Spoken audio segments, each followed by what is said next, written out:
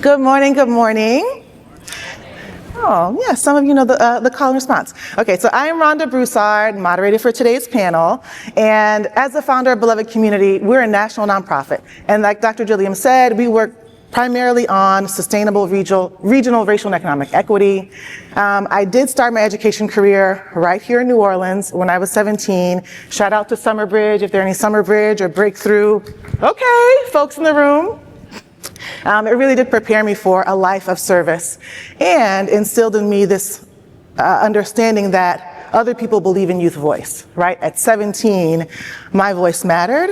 At 17, my mentors were 19-year-olds. I thought when I was 19, I was gonna be running-ish. And at 19, I was student director of a program. So when we think about what it looks like to really invest in young people and invest in their agency and the power of their voice, that was my first experience as an educator. I taught secondary schools across the country, opened and led my network of schools, and I'm still supporting my 19 and 16-year-olds in their education journeys. So whichever seat you're sitting in today, whether it's as a parent, as an educator, as a student, I've been there, and I hope to bring that same humility to our conversation. So when I started teaching in a public all-IB high school in Queens, I found myself for the first time surrounded by peers who were as inspired by questioning as I was. And not just inspired, but deeply committed to grappling with the quality of the questions that we were asking ourselves and asking our students, and what that meant about their ability to engage with their own deep learning. This community gave me and my wonderings a home, and a building full of accountability partners. I will never forget my first professional development day with them at the start of the school year, and one of my peers said, I just want to ask one good question this year. And I was like, really? I can ask one good question right now. And she said, no. It's a process. How do we really get to the depth of the question? And so I will never be able to thank them enough for allowing me the time to practice and the space to really value inquiry, not for volume of question, but for depth. So fast forward to 2015, I started a blog series called One Good Question, where I interviewed education and youth development leaders across the globe, 40 leaders in 11 different countries, and we focused on my one question, and there were actually a few other foundational questions that we always talked about. I would always start a conversation with a question about their current work, right? Set the stage for me, help me understand what you're working on. Then I would ask my one good question. And we would close the interview with them asking their own good question. And so we're going to replicate that structure in our conversation today. But first, what is a good question? The things that matter for me when I think about it is, one, it doesn't tip my hand or reveal my beliefs, right? I'm very opinionated. I do know what I believe. But when I'm asking the question, it's not in service of me. It's really giving you a space to think about something and respond in a way that you're not trying to please me, right? You're not trying to get it right for me. This question is also not forcing you to defend a single position, right? If I ask my one good question to everybody in this room, they're gonna have a different answer. And I learned this when I was having the interview series, because no two educators answered the question the same way. No two school system leaders gave me the same examples, right? So a good question anticipates that there are going to be multiple perspectives, and we're trying to source those in the room.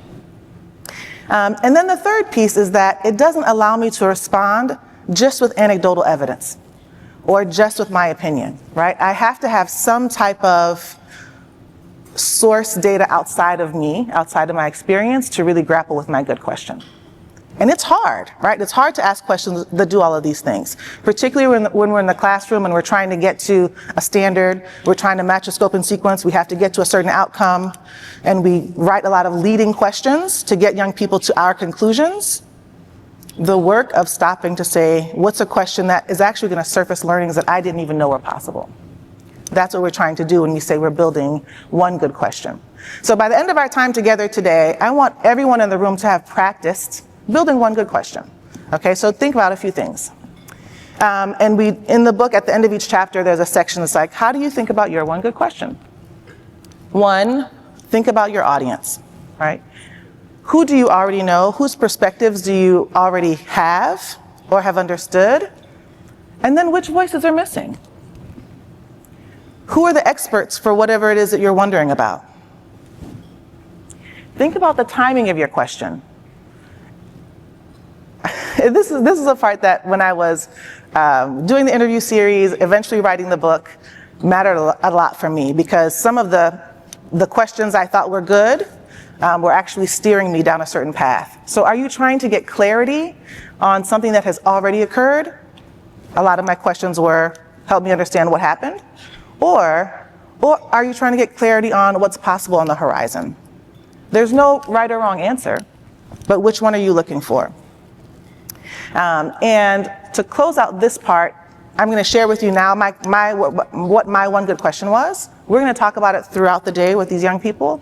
But the question that I posed to folks who were frontline youth development directors, system superintendents, school leaders, funding partners is, in what ways do our investments in education reveal our beliefs about the next generation's role in the world? That was the one question that I asked everyone in this interview series. And again, to my surprise, no two leaders answered it the same way. Now, one of my biggest regrets when I was doing the initial interviews and then writing the book for One Good Question is that I didn't interview any young people. Y'all, I'm so embarrassed. And today is my first opportunity to have a conversation with young people about my one good question. And so thank you to the Aurora Institute for inviting us in and for giving us an opportunity to write this next chapter of One Good Question together. Okay, so our youth leaders today, we're welcoming David Ramirez, Samara Bentley, and Edwin Coleman. And we had a brief introduction, but I actually want to read to you a little bit more about each of them, because all of these panelists have participated in, have been trained in, are mentors and trainers in youth participatory action research models, right? They're not just accustomed to answering good questions, but they've been challenging themselves and their peers to ask good questions of their communities. And so just a little overview. So Edwin is a freshman at Ben Franklin High School. Favorite subject is math, yes. Maybe he's going to become a chef and also wants to go into sports medicine. Edwin began his work with the Little Researchers of Creative Change program at Tulane University with Dr. Shannon as an 8th grade student at Schaumburg, and then has been engaging in their related research activities since then, right? So we're going to learn more about how you got there. Samara Bentley is a freshman at Louisiana State University. And I'm gonna skip through a few things because Samara has done a lot by the time she got to university. But she's multilingual, French, Spanish, and Mandarin. She's an activist and an artist, and her talents are in youth advocacy and developing creative solutions with her peers. So in addition to doing the Youth Participatory Action Research Academy at Beloved Community, Samara has been a part of the New Orleans Children and Youth Planning Board, 826 New Orleans, and Go Girl, which are more for creative endeavors, and Girl Scouts. Samara has received several awards in writing, media arts, and French language proficiency. Her articles have been published in Gambit Weekly and Lifestyles Health and Wellness magazine. She was inaugural mayor for the day for New Orleans' first female mayor. And okay, look. Like I said, we will be following these young people everywhere. And Samara also interviewed the First Lady of France. She's currently working on her 3rd novel with hopes to publish her first within the next few years. Yes, so we are working. And rounding us out, David Ramirez is a student, an 11th grade student at New Orleans Charter Science and Math High School. We affectionately call it Sci-High. He is part of the National Beta Club, National Honor Society, vice president of his school, okay, Vice President David, and he's an alumni of our program and came back this summer to mentor other young people who are starting their youth participatory action research journey. And David has been driving since the age of 7, driving all of us, not just vehicles. When we talk about youth change and movement leadership in New Orleans, David is a familiar and very well-respected name. Yes. Okay, so David, we're going to start off with you with this first question. what is it that led you to apply for or join this youth research program? What did you do in the program, and how has this learning impacted your own research? Basically, what led me to join a youth research program was I wanted to our voices, but not also my peers' voice, but also my voice to be heard to the entire community or nationwide. It's important that our voices are heard because we are the next generation of not just the world, but also of education, of jobs, of everything. So I want all of our voices to be heard, and that's what led me to join a youth research program. What I've learned so far about joining a youth research program is that we all need to have each other's backs and help each other when it comes to finding how we could represent us and how we can be heard to anywhere, not just the local community. And that it is important that we all must do this now, because if we don't have our voices heard now, it certainly won't be heard in the near future. I appreciate that, yes. Thank you. So what led me to join a youth research program, I ended up doing YPAR through Beloved the summer of 2023. And to be honest, I didn't go and start my summer saying, I'm going to do research. That was not the plan. But I guess, the universe was like, we got other plans for you. And so I was like, let me try this thing. It's something different. It's something I didn't really do before. And I mean, I'm happy I joined it, even though it was a research program and I don't really consider myself a research in the traditional sense or for fun. I kind of had the opportunity to frame it based off of my interests and what I liked. So when I created my research question, I knew I wanted to make it about diversity in the media and or storytelling. And so my research question was centered on youth ages 12 to 18 in New Orleans and how the media they consume affects them in their daily life, like mental health, confidence, things like that. And learning about and practicing my own research impacted my education, because it was just a reminder that education doesn't just happen within four walls. I had the opportunity outside of school to not only learn something, but make it not boring and to have it cultivated based off of my interest. I didn't really have an opportunity to learn things that were related to the things I enjoyed and also things I felt like could help my community. At my sending school, I went to two schools, Lycée Français and NOCA. And so I was just really excited for the opportunity, and it ended up evolving into my Girl Scout Gold Award, which is Project Offering Reality, which is on my shirt. And so just from doing one program one summer, I ended up creating a whole project that had 80 plus community service hours, got my friends on it, ended up getting a grant from New Orleans Youth Alliance, which I'm very thankful for. And I'm just it gave you such a big opportunity just by giving you the chance to start something. Because a lot of kids don't have the chance to start something with using their own agency and their own ideas. Yeah.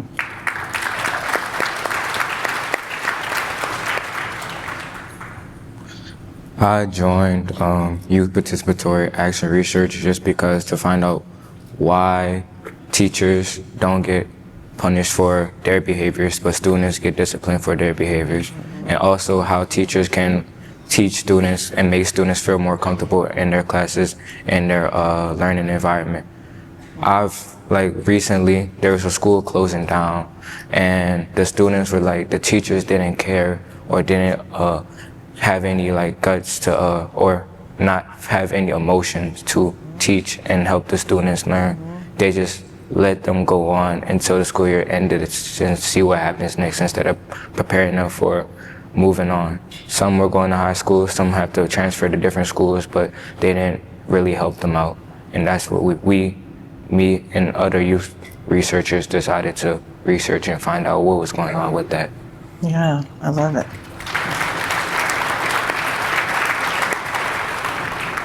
So I have some follow-up questions. So Edwin, you were with a group of young people who are all researching how teachers are behaving during a school closure process, right? So you're having your own experience of the schools closing, and you're processing what that means for you.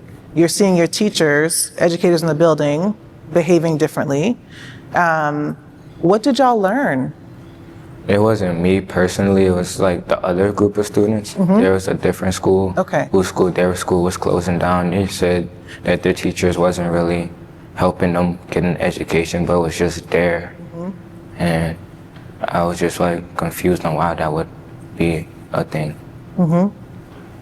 No, it's helpful. So thinking about what it means for us to understand teacher experience, student experience, how can we have, in a future school closure setting, how can we have teachers be more supportive for students? They can treat it like it's a normal day at school, but keep going and pushing the students to get their work done, get them passing. Just treat it like a normal day at school rather than a school closing. Because maybe that work can help the school reimburse, and who knows if the school might reopen because of the education of the students and them passing and getting a good education. That's right. I know I'm a big basketball fan. It's Pelican season right now. And in basketball, you talk a lot about leave it all on the court, right? So essentially you're saying teachers, we know the school's closing, you're applying out for different jobs, but still you have to deliver every day. Leave it all on the court for young people. I appreciate it. Yes, leave it on the court. And David, I wanted to come back to something you were talking about because, so you're talking about voice. I heard from another local community leader that you are also a student leader in Fuerza Juvenil. Yes. Oh, I see the smile. Okay. With Our Voice Nuestra Voz. So give us a sense of how your work with Fuerza Juvenil and your research voice come together. So at OVNV, Tell them what OVNV is. Yeah. so basically what OVNV is, it is a indigenous community where all people of color come together to let our voices be heard as students, and it be heard to the council here at New Orleans Town Hall, and to basically our voices be heard as a student perspective, because not everything has been given to us that is necessary, that is by the law stated that we need, but we're fighting to have the knowledge that we could have every single opportunity that we have in our hands. Love it. So and when we think about youth participatory action research at Beloved, we say, yes, here are the skills, right? You ask your own questions, you set your research agenda, you're going to collect the mixed methods data. And in our theory of change, we want young people to then bring that to a policy conversation. And so one of the things that David has been able to do with Fuerza Juvenil is this, okay, how do we testify at city council? How do we come to a school district board meeting and make sure that we're citing both our research and our lived experience? And so I wanted to make sure that people knew all the places that you're showing up. Absolutely. Okay, so are we ready for my one good question? Now, I said before, this is the official question that I asked everyone. In what ways do our investments in education reveal our beliefs about the next generation's role in the world? And I said before that no two people answer this question the same way. If you were closer to youth programming, if you were in the classroom, if you were in the building with young people, you might answer this question from a perspective of programming, right? Here's the programming that we're doing. Here's what I think it looks like from an investment perspective. If you were at the state level, you might answer it with the per pupil funding formula.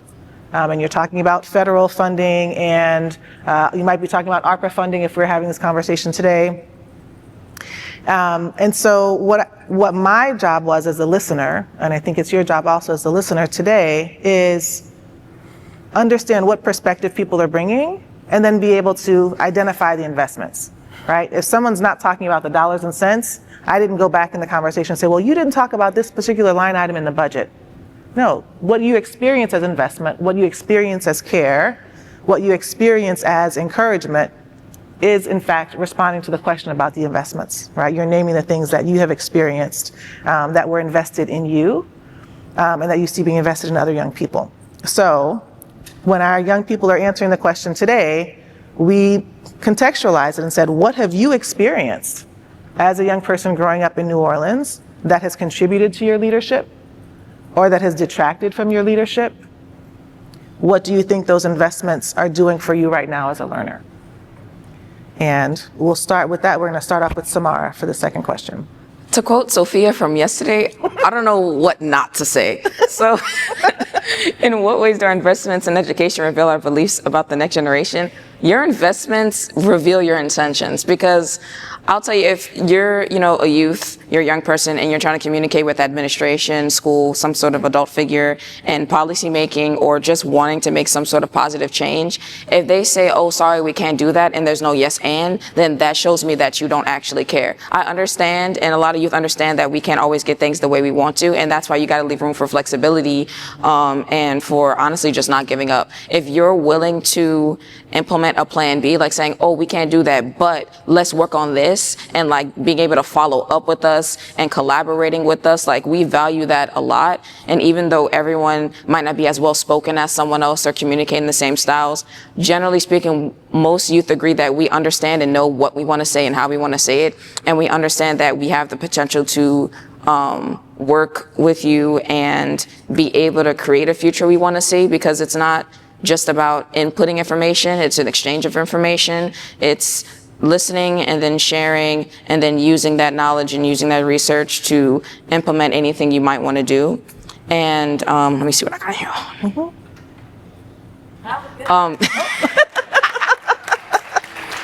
Thank you. And honestly, like diversity, it's not like, token black character or token disabled person like in a movie. Like when you have diverse thoughts, there's an approach, Rubik's Cube approach. It means it has like different layers and stuff. So if you want to create some sort of change, or you want to reveal that your investments are positive and efficient, you're going to want to address this and create these solutions with community members from different spheres. So you're going to have different economic backgrounds, accessibility to language, because we speak like multiple languages here in New Orleans especially. So like not just talking to the older kids in high school, not just talking to the private schools, and not just talking to whatever. So just keeping that in mind, that when you want to do something, or you want to do something positive especially, there's always room for flexibility and improvement. Even like the adults might not know what to do, and that's the whole point. If I know you're willing to try, if you're willing to take an extra step, then that reveals that you're genuinely and authentically invested. Yes.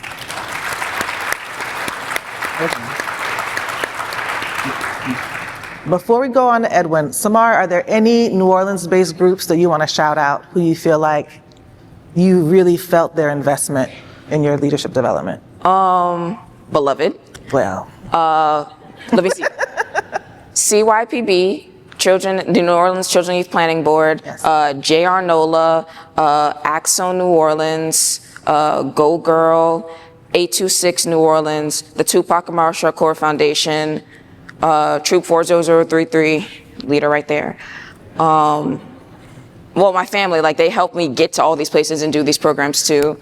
There's like a lot more, and honestly, all of those have never been associated with my school. So like that education, I'm getting a lot of my education growing up because I didn't really do competency-based learning, this phrase I'm hearing a lot at the symposium. I got that from those out-of-school programs. Yes, yes.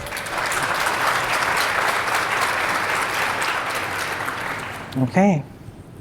I feel like my investments was based upon my experiences as a kid or during school, in middle school.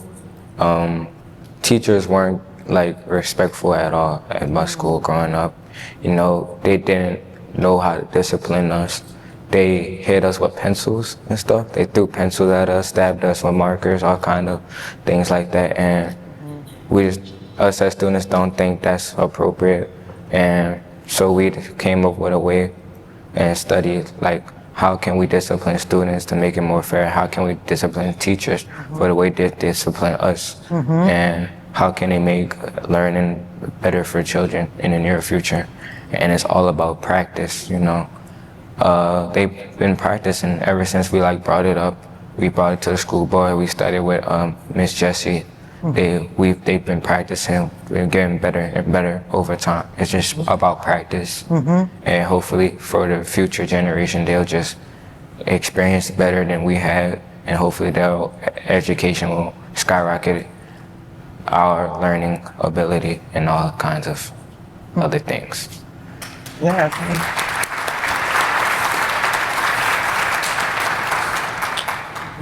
So thinking about this, Edwin, there is, and I said you could answer it both ways, right? Like, here were positive investments, and you're like, there are actually a lot of detracting investments for the ways that our teachers showed up to discipline us, build relationship, interact with us. If there is something, and I know we'll do our official one good question later, but if there is something that teachers could be trained to do differently, and we have a lot of folks in here who are instructional coaches, who maybe work at the university level or at teacher preparation programs. What could they be doing differently in their programs that would have helped you have a better experience? I would just say finding what everybody seems comfortable with. Like, if more students are comfortable working on their own and there's a group project, let them work on their own. Because I feel like that's better for them rather than forcing them to do something they don't want to do, not them not feeling motivated to do with that. Or if they need like a brain break during the middle of a work in progress or working assignment, give them a brain break and allow them to reset their mind and focus, and just allow them to do anything they need to do to have a good mindset and focus on the assignment they have going. Absolutely. So, and we've all been in group projects. We've all been in group projects, y'all. And raise your hand if you had to carry the group sometimes, right? This is what Edwin is talking about. Don't have everything be the group project. Sometimes I'm going to learn more working on my own. How do we create some of that diversity and use diverse modalities in the classroom so that students can focus and not always have to carry the group, because that is a burden. That's a different lesson to learn. It's a different leadership skill, but sometimes you just want to focus on the content that you're getting to learn. And then creating some different parameters for folks when you're thinking about how your work is going to impact the whole classroom, right? So some of the things, what I'm hearing, some of the things that Samara said she experienced outside of school in terms of investment, being able to study things that were interesting to her, practice and learn things that were interesting to her. Edwin is saying, I would actually like to have that in my school day experience. Could teachers trust me with some of that agency in the classroom? Could I focus on something that's interesting to me in what we're learning during the school day?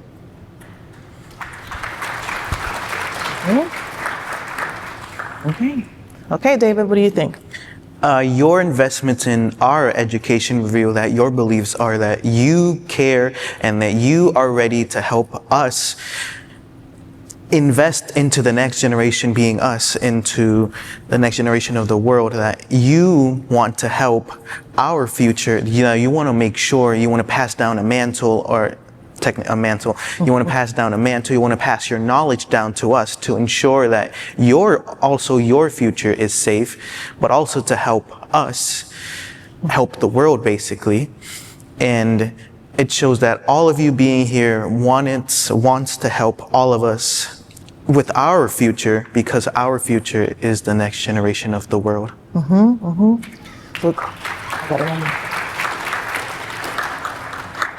Okay, David, so we have the big picture now. Give us an example. What's something either in school or out of school where you felt like it is clear to you, it was clear to you that they're investing in your leadership skills, that people saw, you know, David is taking us somewhere, let's support him along the way? In school, there are after-school programs that focus strictly on mentorship and leadership.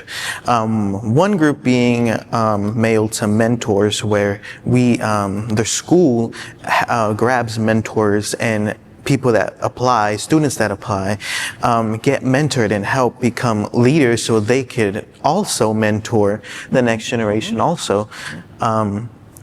It's really a student application based, where a student goes and says, I want to do something in the future. I want to be something in the future. And they apply for these programs that will make their voices be heard and make them more confident to speak up, to let their voice be heard, and to be a leader now or in the future. And is that how you got your leadership experience? Yes. Awesome. I love it. I love it. Shout out after school programs. Shout out community mentors. One of the things that is important to us when we're thinking about the big one good question, how are we preparing our young people to lead, is applying some of this humility that says it's not all happening in the scope and sequence. It's not all happening in our K-12 experience. How do we make sure that our young people have bigger communities who are wrapping around them, to say, here are different ways that you can develop your voice. Here are different skills that you can develop and practice over time that then you can apply to whatever you want in life, and use those to bring it back to advocacy in the school building, advocacy at the city council, at the school district board meeting, even advocacy at the state level. Okay. So this question, we're all going to practice. So we're going to practice together, and then get ready because you're also going to practice at your tables, okay? But one of the things that we want to know, we want to close out all of our conversations with, what is your one good question? And for this one, we start with, oh, I forget. Edwin, do you start this one off for us? Okay. My one good question would be, how do y'all as educators feel different? What are the different routes y'all as educators will take in order to make it known that y'all care for y'all students' education and their future, and how they learn in their experience throughout their education or scholar years? Yes. Okay, Edwin, I want you to say it for us again, because I don't think they heard you. My one good question was, what routes do y'all as educators are y'all going to take in order to make it known that y'all care for students' education and their future? Yes, yes.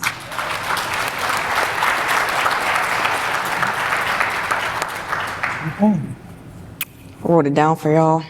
All right. So how can we better connect hands-on learning to the community outside of school, and what kind of projects would you go to encourage us to pursue? Oh, okay. We've all done our part, but now it's your turn. My one good question is, will you listen? Will our voices be heard, and will you also help us for our future as the next generation of the world? Yes, indeed. Yes, indeed. Yes, indeed. All right. So one of the things that I loved about getting ready for this conversation today is the different perspectives that each young person has brought in, right? So from an Edwin saying, what are the routes that you're going to take teachers to actually demonstrate that you care in the classroom with us, right? Samara's taking a tack that's looking more at the, and I already forgot it. Samara, tell me your question again. I know, it was so specific and precise. How can we better connect hands-on learning to the community outside of school, and what kind of projects would you encourage us to pursue? Yes, yes. So some of the things, this is a continuous thread from what you were talking about before, right? My biggest investments happened outside of school. How can we connect those two things together so we can be deeper learners? And David wants to know, are you about it? Are you actually going to listen? Will young people actually be heard for the things that they're advocating for? Okay, we're going to have a little table talk time. We're going to be quiet up here. You've been thinking about your one good question, right, from the very beginning, right? What's a question that you have that is not asked, that's not going to tip your hand or reveal your beliefs? What's a question that you have that is going to allow multiple perspectives, right? If you ask that question to everyone at your table, they might have something different to say. And when they're answering it, they're going to be able to give you some evidence outside of their own experience and include their own experience in it. Right? So we'll have about, let's say, 7 minutes. And at your table, practice a question. What's one good question that you're asking of yourself right now? It could be about our panel, it could be about the conference in general, and then we'll have some time for share-outs. Okay. Friends, we're coming back together in 5 and 4. The lights are helpful, as a very helpful cue. I realized that we did not ask for microphones in the audience. And so what I might ask folks to do, I would love to hear from 4 or 5 individuals who can share. Here's a question that came up at our table. To make it easier for us all to hear, if you are interested in sharing, could you come to the middle here? Because then I can hear you better. I know Virgil's moving. And my apologies to Alexis, because she's like, ma'am, if you had told me, I could have gotten this ready. I know. Yes. folks who are interested in sharing their questions, because we really do want to hear. One of my favorite things, if we were in a smaller room, is to come, like good teacher moves, walk around, listen to the table talk, see what's coming up, see what questions people have. Thank you so much. What questions people have and what questions we could amplify for the full room. But in the absence of doing that, we're going to ask for some brave folks who want to come up and share. I see Virgil moving with the microphone. Yes. Thank you, thank you, thank you. I think it's on. There we go. Yes. Okay. And I can't see in the room as well because of the lights. Yes. You have one. You have some. Thanks, Virgil. Okay. Hey, good morning. Good morning. Thank you for the space. We were able to solicit a lot of great questions. One of the questions was, is the system moving fast enough in order to get to where students need in order to be prepared for the world? Yes. Another question that surfaced is, what is professionalism? Who defines that? We also talked through, I'm trying to think what you said, Nate.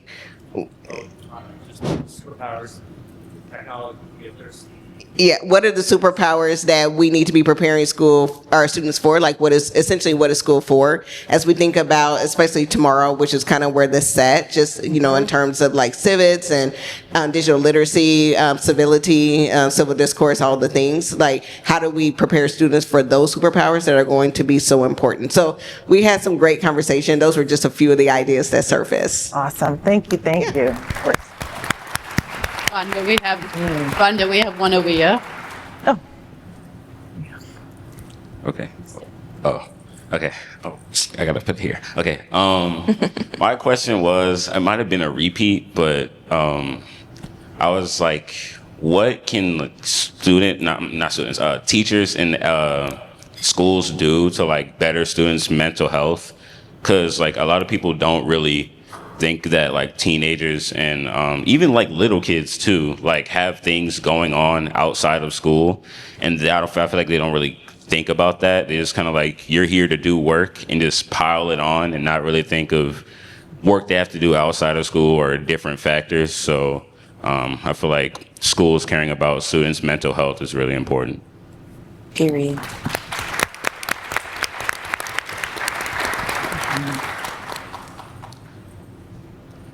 So we had a question about the Aurora presentation itself, and that is, how much today do we plan on truly bringing back? How much information have you learned today, yesterday, tomorrow? Maybe if you got here a couple days ago early, saw some presentations then. How much do you truly plan on bringing back? Do you plan on bringing back 5%, 20%, all of it, even if you truly have gained that much? And I just think that we need to really take into consideration, how much information are we truly taking in, and how are we going to utilize that within our schools, and how much an impact are we going to make? Thank you. thank you. I like that one. My question was, how do we ensure that schools get similar equitable opportunities? Yes. Oh, and also two-parter, sorry, I forgot. How do we ensure that students' voices are heard in schools, and what are the procedures we're going to take to get there? Absolutely. Yes. We discussed, we kind of was resonating with the young man on the end. I can't remember your name. Edwin. But Edwin. And so what we were talking about is how can districts and administrators create better conditions for teachers, because we recognize there is so much going on with the culture changing, generation of teachers and educators are changing, and we know that things are so much different, and mental health is going on, even with teachers as it is with students. And so how can we as districts recognize that we need to create some different conditions for our educators so that they can grow in their practices and grow in their skills and become better educators? Yes. Thanks, Lucretia.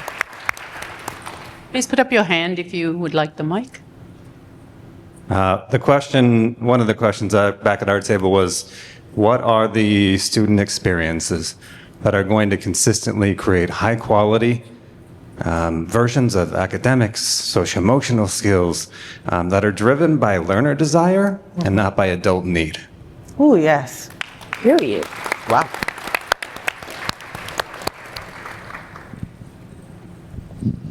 Good morning. We had a lot of great conversations too, but one of the things, just based on the questions we've heard, is whether or not we can take this conversation as a recording and put it into every school and system in a faculty meeting so everyone can hear what we've heard, because it's been so impactful.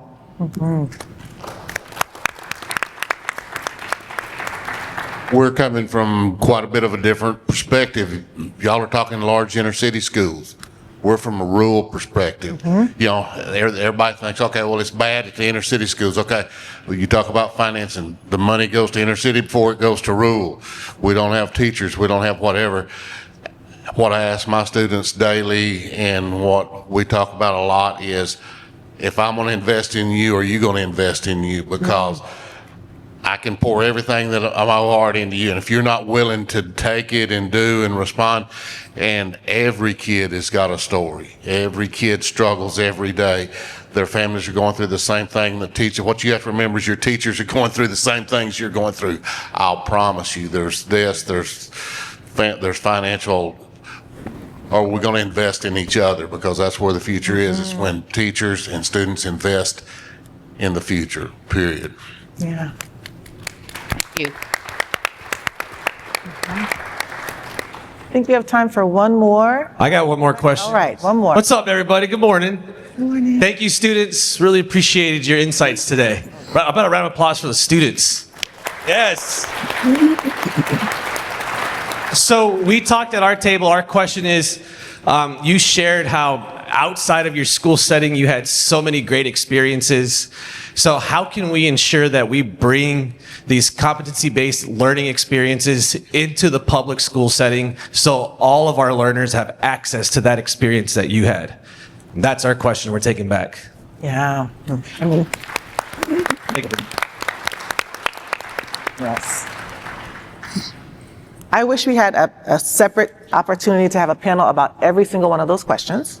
And the one, I think that this closing question is pretty apt, right? So much of what our young people have experienced as the deepest investment in the possibility of them being leaders, in the potential in their future as leaders, has come from outside of their K-12 experience, outside of their school day experience.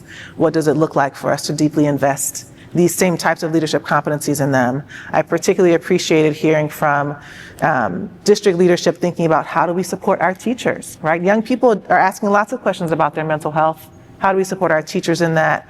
And how do we understand, I appreciate you, sir, with the rural experience, how do we understand that we're investing in each other, right? What does that mutual investment look like for us here today? What does it look like for us when we get back to our school communities at the end of the week? Thank you all very much, and we look forward to seeing you at other parts of the conference.